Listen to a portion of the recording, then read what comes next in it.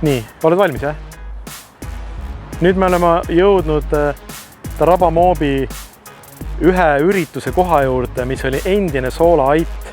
Tänaseks, nagu te näete, on sellest kujunenud Pärnu linna muuseum. Aga kui te kujutate, kui Pärnu rahvas teab, siis see koht oli siin täiesti lage. Siin ei olnud mitte midagi, ei olnud siin kontsertmaja, ei olnud siin Pärnu keskust, rääkimata Apollo kinodest ja mida iganes.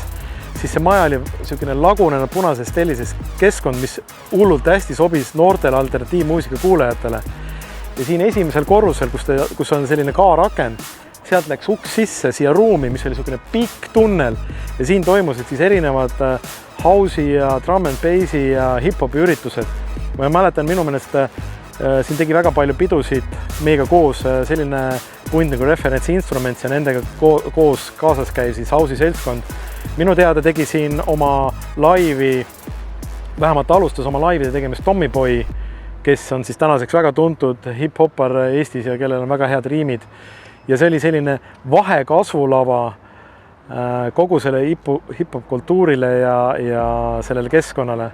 Kuna hip-hop muusika oli tollel hetkel 90. aastate keskel mitte eriti populaarne klubide jaoks, siis suurtesse klubidesse keegi sind ei kutsunud mängima ja me korraldasime üritusi siis sellistes kohtades, mida meil oli võimalik kätte saada, mida me noorte inimestena saime endal lubada.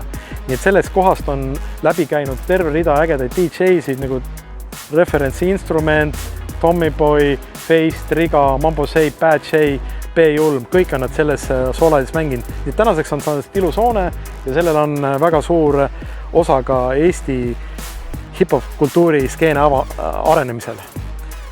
Aga see pole ainuke koht, nii et läheme järgmisse kohta.